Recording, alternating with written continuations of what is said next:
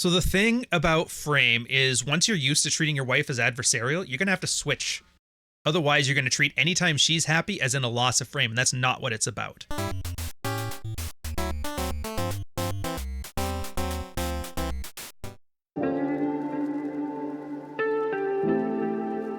Welcome, Midswatch, Ryan, Stuttering, you know it. This one is an interesting field report. It's about a guy who's finally understanding Frame and what it is, but he's not quite using it properly. He's still caught inside of a covert contract, and these second-level covert contracts, very common. If you don't know what the term is, covert contract is where you have hidden expectations and thinking that if the other person just does what their end of the bargain is, you can have a problem-free life. It ends up blowing in your face or blowing up in your face. It's not very good. And the other concept here it's good to keep in mind is I talk a lot about the main event, or once you've been through a process of dread, learning to not be taken for granted within a marriage before, divorce and all that stuff, is a lot of guys will expect this mother of all comfort test where the power dynamic between the wife and husband switch. She becomes submissive. He decides, is it time to keep her in my life or not? And I always give a disclaimer that if you think a main event is coming, it's not coming. They have to, by their nature, come up as almost a surprise. It's when you truly stop caring. And so this is one of those good examples of that, but I mean, that's like a side point. Anyways, standard thing. I'll get into this one. I'll get into Jack's points, and then I'll bring you some very boilerplate Ryan type red pill material afterwards. So this man, again, Mr. Deleted, most popular poster, edging the main event. He's been feeling the buildup for weeks now. She's let it slip here and there that she feels things have been off. I've seen anger flare up. She gets emotional and joke that she'd be okay leaving me. Some things bug her more than others, and like the fact that I no longer wear my wedding ring and show no interest in getting a new one. Funny story, I actually lost it in a storm within a month of swallowing the pill, which makes for a timely coincidence. But also, I don't want it to mark me as taken anymore, sort of a symbolic event for me. So last week, she attempts to force the issue by asking what my ring size is, implying she's going to buy me a new one so I can wear it like a good boy. In a hilarious, though slightly dick move on my part, I looked up the middle finger on Google Images, took the first image I saw and sent her with the text, "I can't tell, what do you think?" Now I knew I'd be in hot water for it and actually thought about it for a second, but came to the conclusion that I'm joking and to stop reassessing every decision I make based on others interpreting. Well, that opened a can of worms. Got an email soon after. The email's like, "I feel so sad about us. I can't just help feel you don't love me anymore." A whole bunch of sad stuff. You never really say it. Like, you know the deal here. Mostly very, very playing the victim type things here. And I'll skip most of them to save you guys some trouble. Since there is no ultimate good to defer to, you have to know what you want so that you can ask yourself the right questions.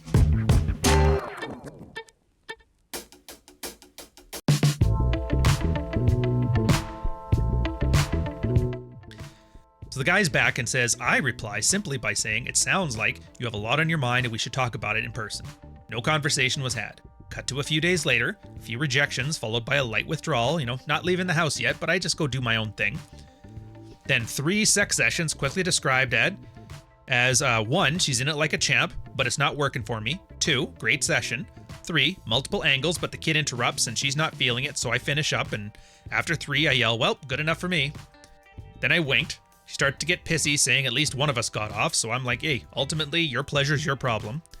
Whereby, I was then hit on the chest and pushed off. So I left, went downstairs, and instead of sulking because she wasn't feeling it, I suppose I could have offered to finish her, but she was being kind of pissy, so, F it. About an hour later, I come up as she uncharacteristically is in our room watching her iPad. "What's up, babe?" She gives the cold shoulder, and he goes, okay, whatever. Does some other things. Bedtime rolls around, she gets passive-aggressive. Then she starts off with, "I don't know why you're being such a jerk to me." He's like, "What do you mean?" She's like, "Look, I'm really offended by what you said. You didn't even get me off." And he's like, "Look, here's the deal. I try every time because it gets me off to get you off. But we've tried like 6 positions. You weren't into it, saying and doing what you wanted, so I just finished. Then got all pissy. So I try to get you off, but ultimately, if you're not feeling it, then go do something about it." She's like, "You can go away now." He goes, "Sure." And 2 minutes later, he says she's sniffling. "Would you like to try talking again?" She's like, "Yeah, more of the same." Anyways, so it doesn't really work out. She ends up crying, going to bed. He gives a small little like pity back rub, and then they both go to sleep. She starts complaining that he's still distant and all this stuff. I'll skip the he said, she said stuff because it's all more of the same. So anyway, I told her I'd be lying if I said I wasn't trying to improve myself in my life. Being a bum in 8-year-old clothes just doesn't cut it for me anymore. She brought up the ring again, but I deflected without commitment. I told her to give me a kiss and we went to bed. And if it comes down to it, I'll have to admit, yeah, I'm really not going to wear the ring anymore. I can't give a reason because I'm not telling her that I don't want to feel caged, that wearing it certainly impedes me practicing game on the other women who won't give a married man when I got a wife that won't give a married man the time of day. It's just a thing I don't want anymore. Other than that, I think I've very nearly skirted what could have been a blown out main event. Had I ignored her or fought like a beta, her anger would certainly have boiled into a bigger fight in the future. Instead, I stood ground and didn't give an inch at all. No sorry was given. Being a stoic. If you've made it this far, I guarantee you have some very strong opinions about this, and that's fine. So I'm gonna bait you with my thoughts at the end here, and the more practical, like red-pilled response. We're gonna go straight into Jack Ten of Hearts stuff.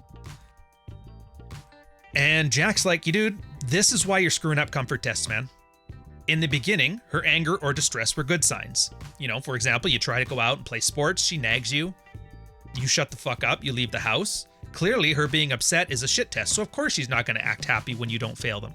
Or of course she's going to act happily when you fail them. But I'd say you've taken this to an extreme and essentially acting like a child with oppositional defiant disorder. It's like you've incentivized her being happy with I'm a loser beta bitch. So responding in any way that's positive seems like you're doing something wrong, and so you should never do that. And he's like, here's from your last Own Your Shit post, which is their weekly like accountability thread. You know, I've yet to reach the stage where I'm doing special things for you because you deserve it. He actually told that to his wife. And he goes, what does she have to do to reach that stage? In my long-winded breakdown of dread, I'm talking about the hamster maze, and this seems like a very clear case of a hamster getting lost in the maze. Side note, when he's talking about the hamster maze, it's a reference to, the hamster is like a reference for anxiety in women. When the emotions run high, they kind of spin in a wheel, they don't get anywhere. The idea of a maze is that they want somewhere to release all these emotions, feel better about themselves, and ultimately it creates sexual desire and relationship comfort, both those alpha and beta things. As a guy, your idea for leadership is you create that anxiety just from being a very, high value male. And then that release is just showing, okay, if you want to make me happy, this is the stuff you do. And then it's the push and pull dynamic. It's very interesting. I could do a whole post on it, but for now, it's just you get that brief primer. That's all you get. You don't deserve any more. So when he's asking here, it's like, so what is it going to take to have her deserve good behavior from you? Do you even know? I'm not seeing much comfort, man. I'm also seeing your most of your self-improvement is focused on things that benefit yourself. A huge way I share with my wife is having a vision and sharing my excitement for that vision with her. When I communicate it, it's very clear she's part of it because we both add enough value to each other's lives that make it more likely for that vision to be possible. But your vision at this point seems to be limited with stop being my wife's bitch. And if you had a better vision, I have no idea why you didn't share it with her instead of just saying, oh, and his quote on this one was like, yeah, great kids, nice house. I plan on making the best home that I can. And he goes, there's countless things you could have said here to communicate your vision. Express some level of empathy to handle a comfort test and would not have come anywhere near being the old beta you. Even worse, you've somehow internalized that wearing a wedding ring is 100% synonymous with the very old shitty version of you. And he's like, dude, I hate to break it to you, but this isn't a movie where some inanimate object has some deep but burdensome significance in your life and you stand preponderously by a body of water on a windy, overcast day, then chuck it into the water to show you're moving past those attachments. You know, and you feel 1,000 pounds lighter. It's like that. It's mostly a piece of metal that your wife is desperate for you to wear because at least then she'd have some comfort in knowing you actually like her, since you're not giving her a lot of indications that it's the case. And then he brings up like that's the point where you didn't want to wear the ring because then less likely that women want to have sex with you. I'd say this is mostly retarded because this is canonically not true. A wedding ring is probably the smallest barrier of entry for a woman sleeping with you, but it has zero to do with a woman being attracted to you.